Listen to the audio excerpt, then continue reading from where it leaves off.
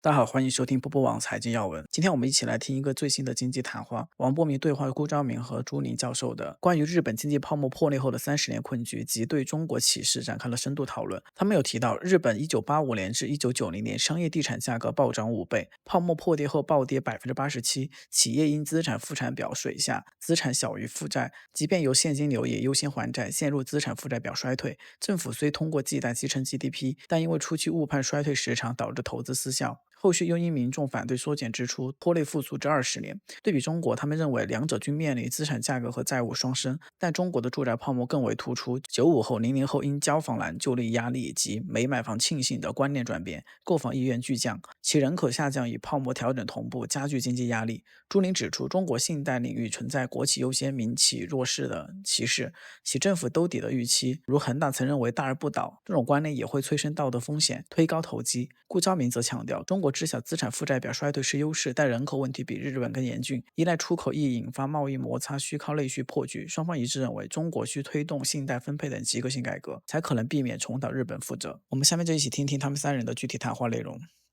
So let me start with the bursting of the bubble. Okay.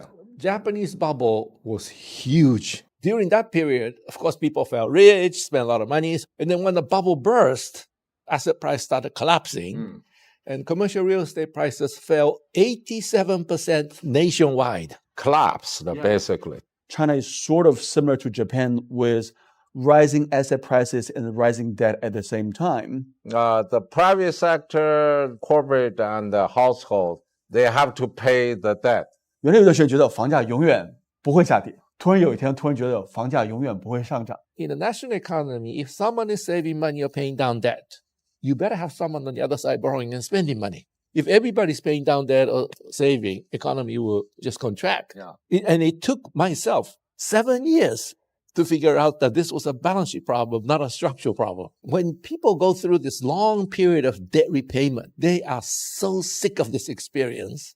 They say to themselves, I will never borrow money again. So now, for China, what do you see as government's policy? 今天呢，我们请来两位嘉宾，顾朝明先生、朱宁院长。我们今天主要是想谈一谈日本的经济为什么低迷了30年后呢，忽然间在这2年又有很多的这个起色。第二部分我们想聊一下日本的经验对于中国来讲，就目前的经济状况有什么启示啊？所以主要是这2方面的问题。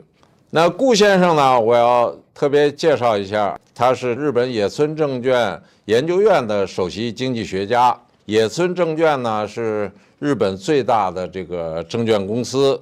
那在90年代初期啊，我跟野村证券啊，当时社长我都见过面。当时野村证券都是这么介绍自己啊，就是我是野村证券的，我是日本最大的证券公司。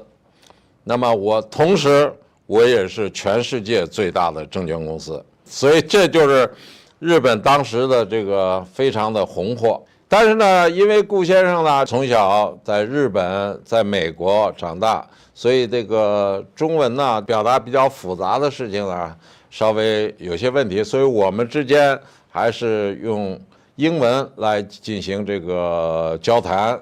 Let's get started on our subject.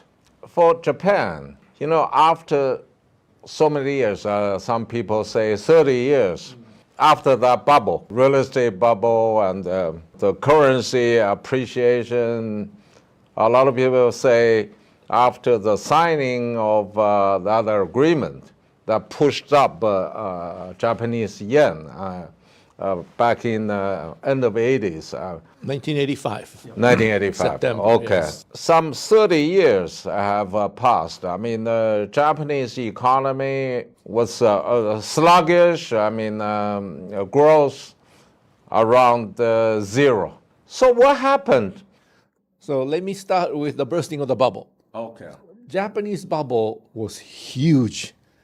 Commercial real estate prices, which led the bubble in Japan, went up 5 times in 5 years. Which year and to? From 1985 to 1990. 90. So during that period, of course, people felt rich, spent a lot of money, so GDP was going up very sharply. And then when the bubble burst, asset price started collapsing, and commercial real estate prices fell 87% nationwide, not just little corner of Tokyo. Collapsed, basically. So try to imagine that in China, Beijing is down 87, Shanghai down 87, Suzhou down 87, Shenzhen down 87. What kind of economy you got left here? That's over an extended period of time. For about 7 years period.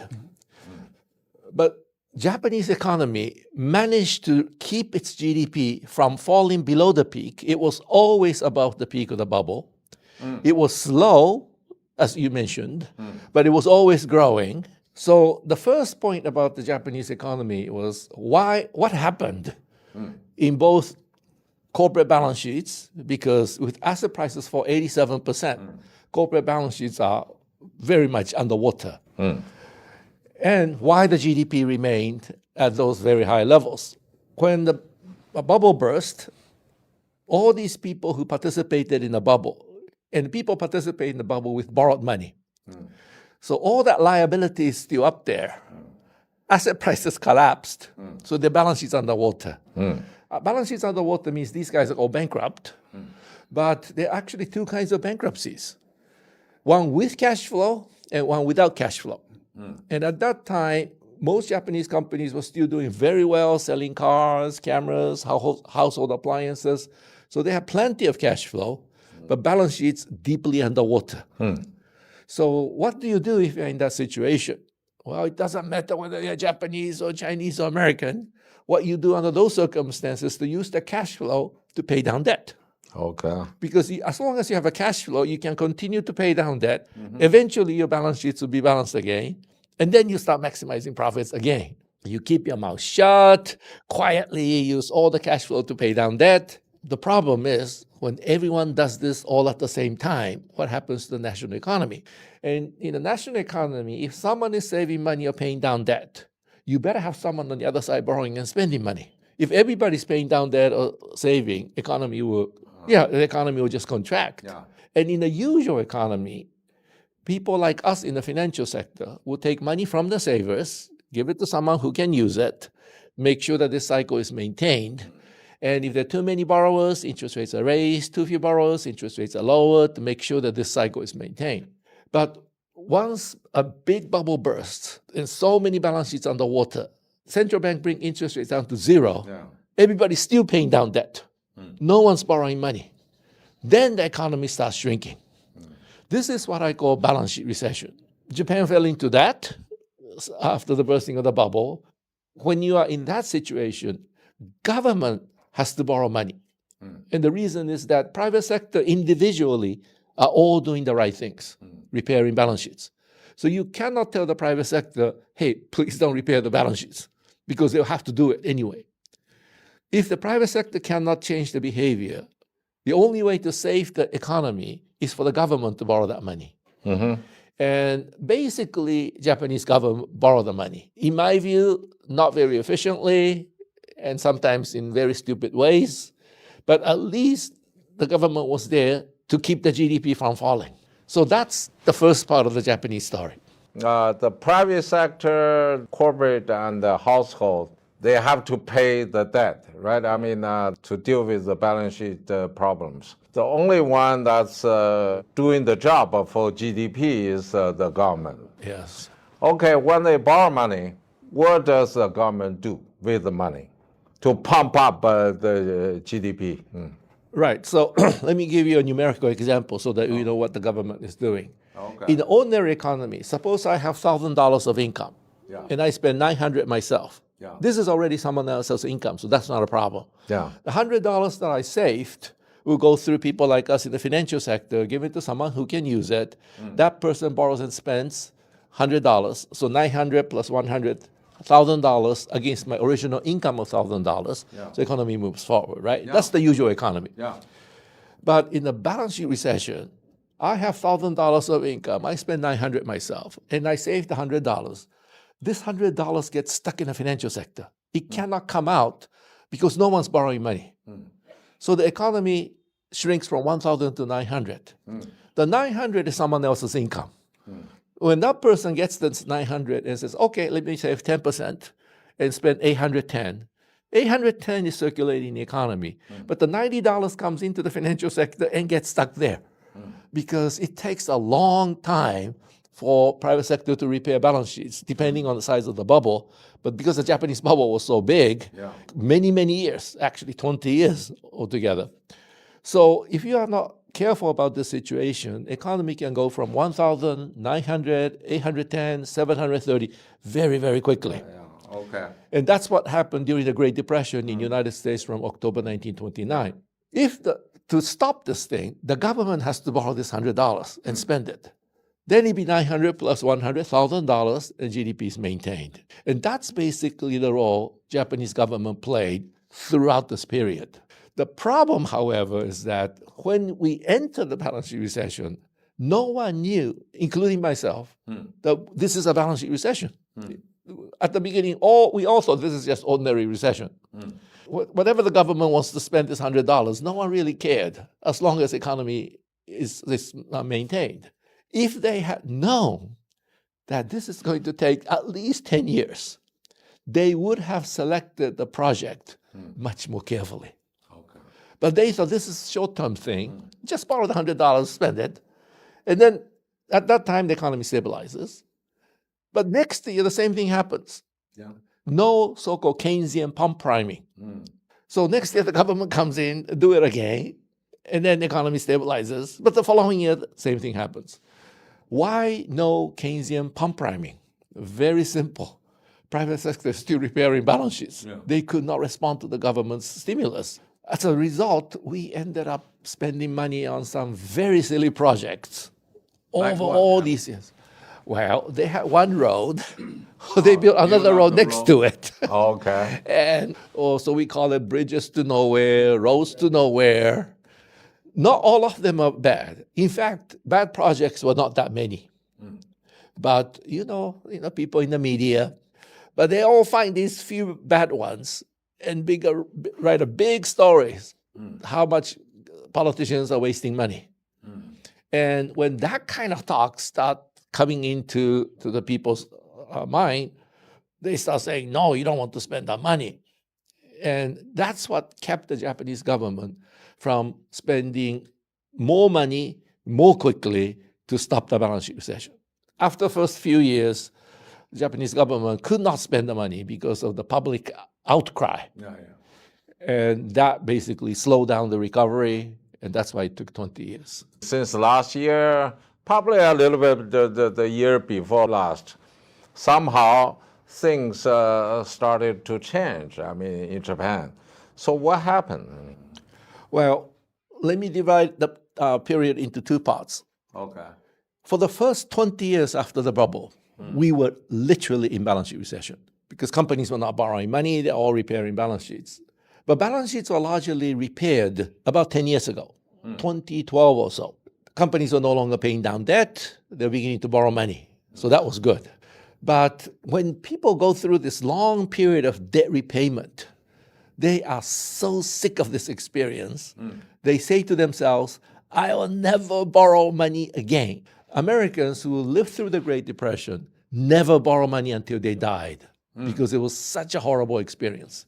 So that kind of kept the Japanese companies, even with the clean balance sheets, from borrowing money.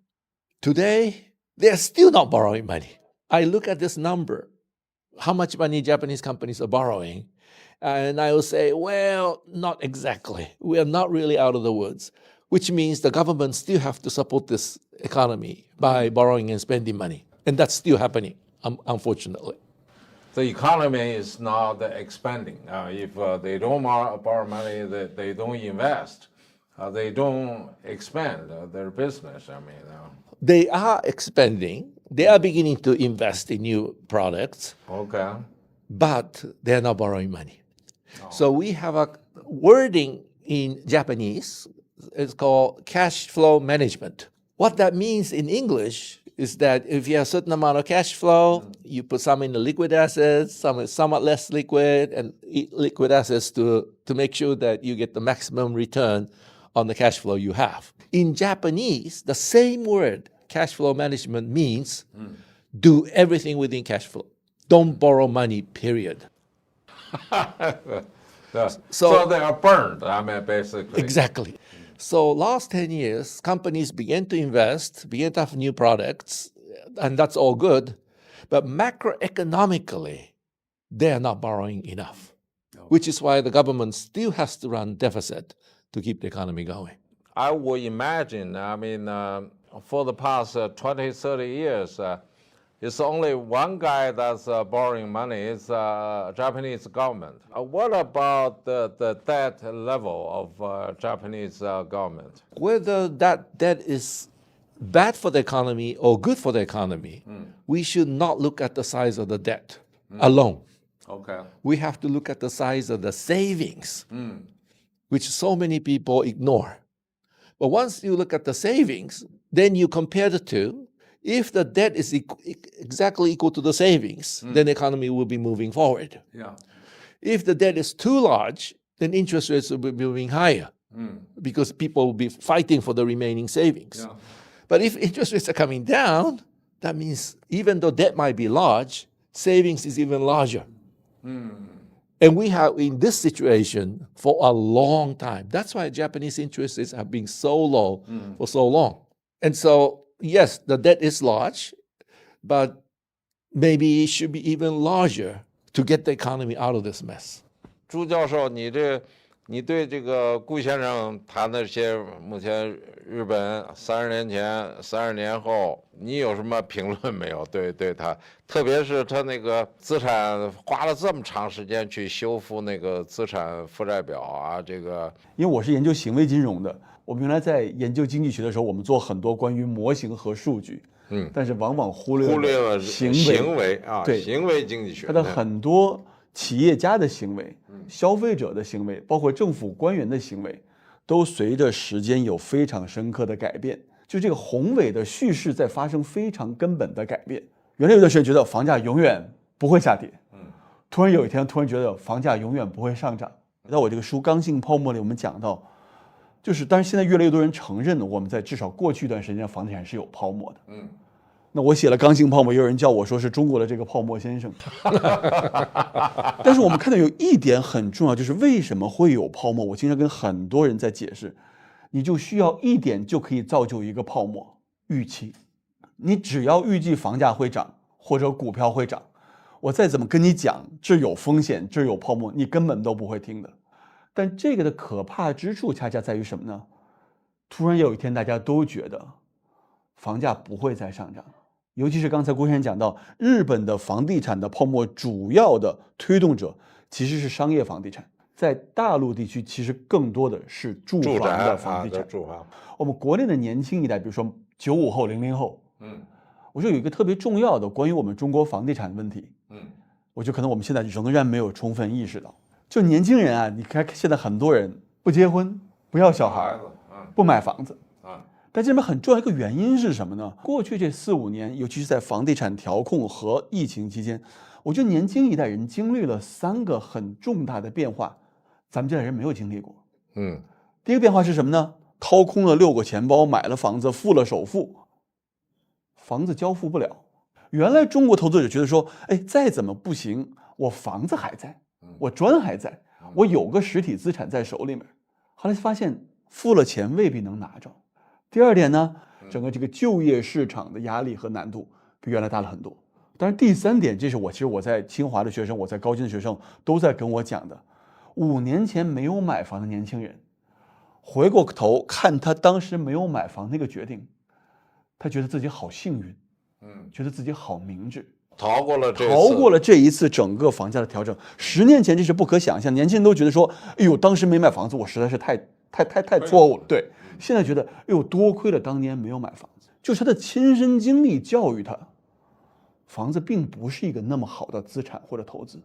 就刚才听到顾先生说的，就是你叫 self enforcement 啊，一朝被蛇咬，10年怕草绳。那顾先生也说了啊，就那 bubble 一下破灭了以后，你再去让这些日本人去借钱，他也不借了啊，就他怕了，真是被那次地产泡沫也害怕，所以花了20-30年在修复这资产，到今天，刚才郭院长还是不太愿意借钱，是吧？这也不是太愿意借钱。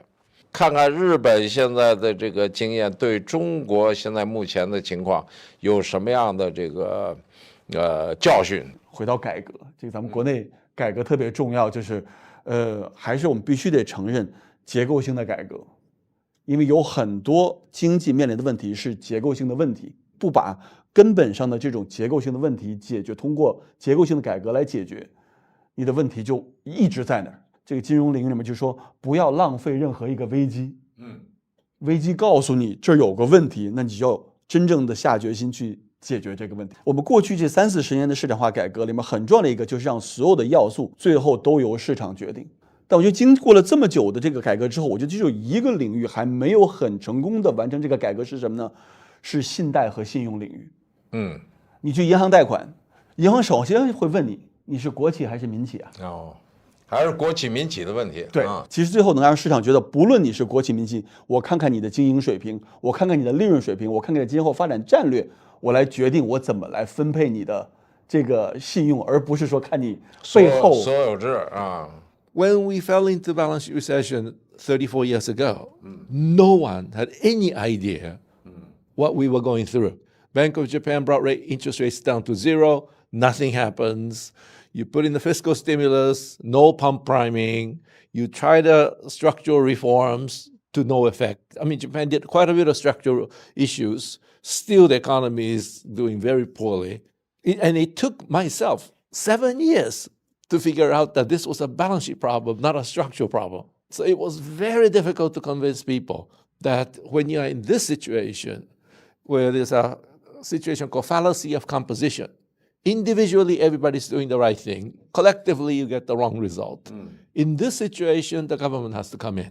As a result, we wasted lots of time. Today in China, so many people already talking about balance sheet recession. So at least the disease is already known.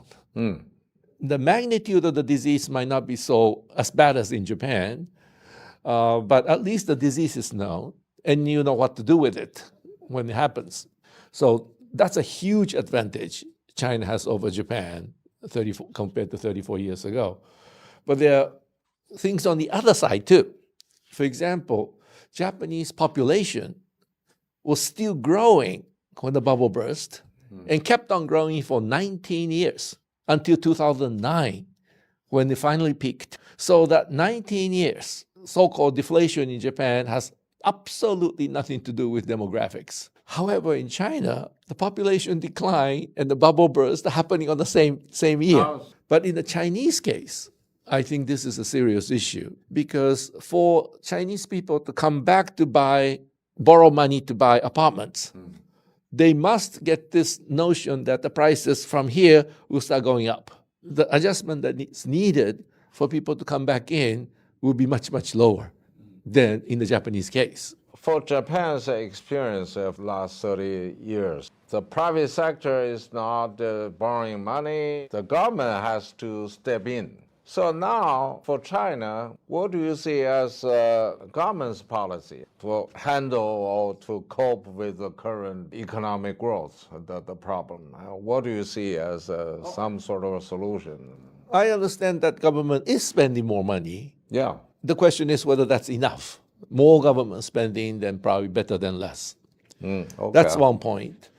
The other is that the government seems to be hoping through manufacturing, emphasis on manufacturing, that economy could take off from that side, not from the consumption side.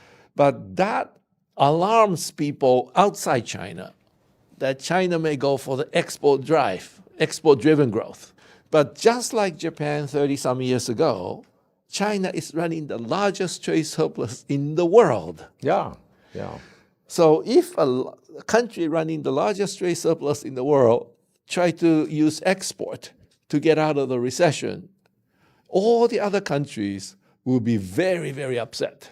And we experienced in Japan in early 1990. And China is in exactly the same situation, given what happened to Japan back in 1990 and that protectionism is already so prevalent in many parts of the United States and Europe. For a country with a large trade surplus, it has to be domestic demand to come out of balance sheet recession. At the moment, Japan's debt to GDP ratio is about 380, 390%.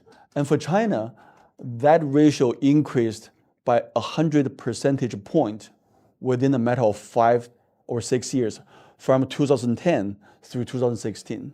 And it stayed at a fairly high level. Fast. And then, of course, Who lent them the money? It's mostly domestic debt.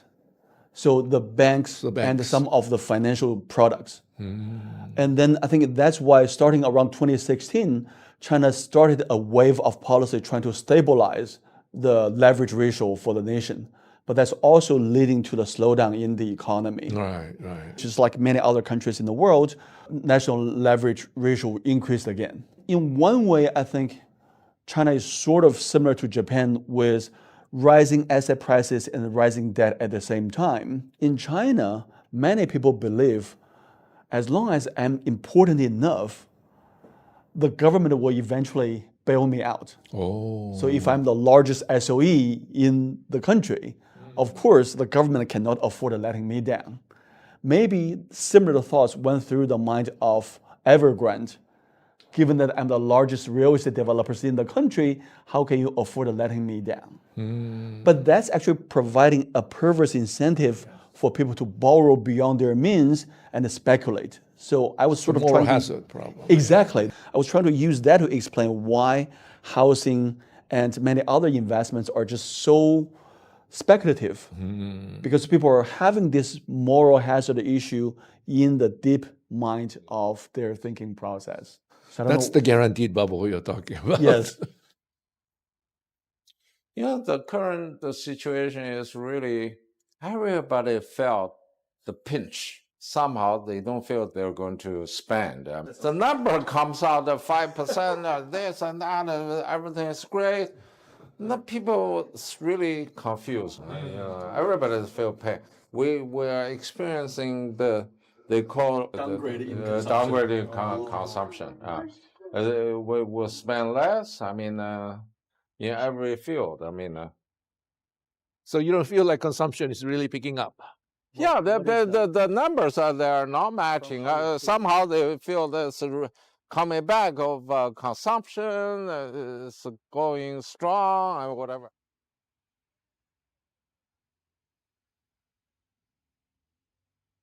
Richard, forecast about the global economic growth.